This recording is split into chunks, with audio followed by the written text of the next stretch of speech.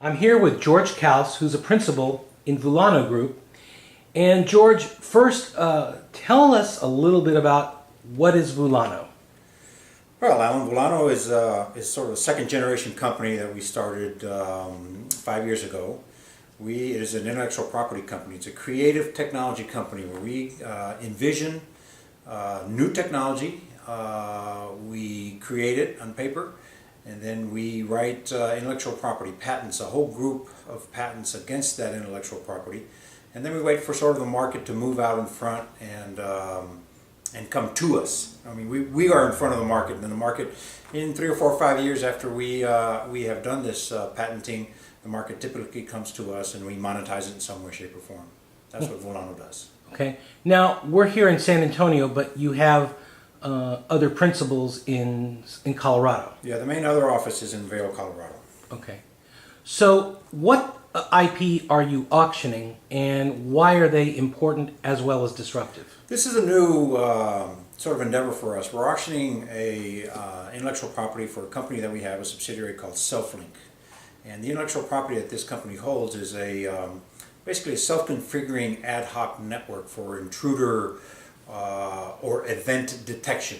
But well, it could be a fire, it could be water, it could be a terrorist attack, it could be a chemical attack. But what's important about this intellectual property that we're auctioning is that it's a self-configuring ad hoc network, so that these think of fire alarms, little fire alarms that you have can set up their own network as an event happens and communicate with themselves in many different formats and communicate with the authorities, so that as the police or the fire arrive at an event, they know exactly where it's located and they know what kind of an event it is, whether it's a fire or a chemical problem. And importantly also is that this communication can be done within a building or within a series of buildings or within a neighborhood, just depending on how big of a network you want to set the system up to configure itself. Okay. Are there any companies right now that are currently, are possibly infringing on these patents? Alan, that's a question that I'm going to let companies do their own investigation if they're interested in this kind of IP portfolio, and let them investigate on their own. Okay.